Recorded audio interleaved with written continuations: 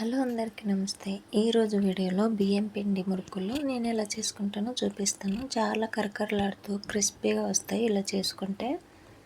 ముందుగా ఒక గిన్నెలోకి 2 కప్పుల బియ్యం పిండి, పావు కప్పు శనగపిండి, 1 స్పూన్ నువ్వులు, కొంచెం చిటికెడు పసుపు,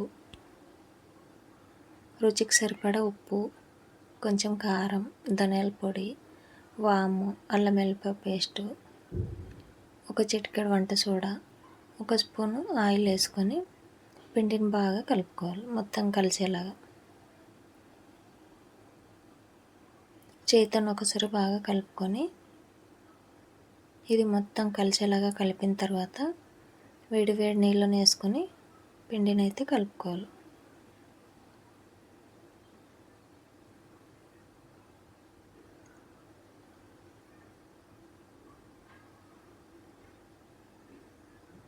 ఇలా మొత్తం కలిసినలాగా కలిపిన తర్వాత చేతితోని ఇలా ముద్దలా కలుపుకొని ఇప్పుడు మనము మురుకులు చేసే గొట్టాన్ని తీసుకొని కొంచెం ఆయిల్ రాసుకొని దాంట్లో కొంచెం కొంచెంగా పిండిని పెట్టుకొని ఇలా నూనె రాయడం వల్ల ఈజీగా వస్తాయి.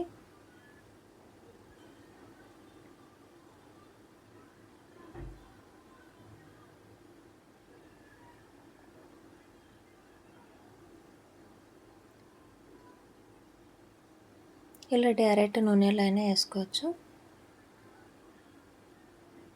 వేడి వేడి నూనెలో ఇలా ఒత్తుకొని మంచిగా క్రిస్పీగా అయ్యేంత వరకు ఫ్రై చేసి తీసుకుంటే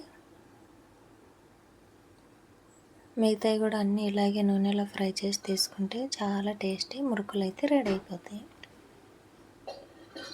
ఈజీగా చేసుకోవచ్చు. చూడండి ఎంత కరకరలాడుతూ ఎంత క్రిస్పీగా వస్తాయో. అంతే.